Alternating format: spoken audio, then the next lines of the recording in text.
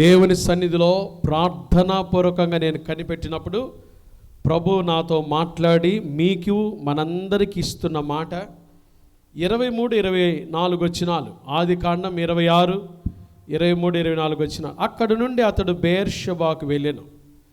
ఆ రాత్రియే యెహోవా అతనికి ప్రత్యక్షమై ఇస్సాకుకు ప్రత్యక్షమై, నేను నీ తండ్రి అయిన అబ్రహాము దేవుడనో, నేను నీకు తోడయున్నాను గనుక భయపడకుము. హల్లెలూయా. ఈ నెల వాగ్దానం, నేను నీకు తోడై ఉన్నాను గనుక భయపడకుము. Don't be afraid, I am with you. నేను నీకు తోడై ఉన్నాను గనుక ఏం చేయొద్దు, భయపడకుము.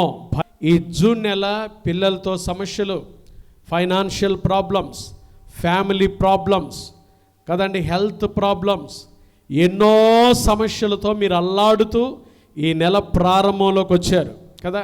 బిజినెస్ ప్రాబ్లమ్స్ ఎన్నో, ఒకటి కాదు రెండు కాదు.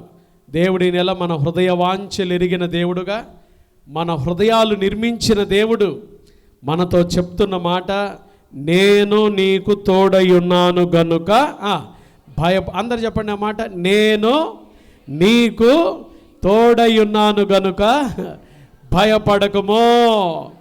Don't be afraid, I am with you.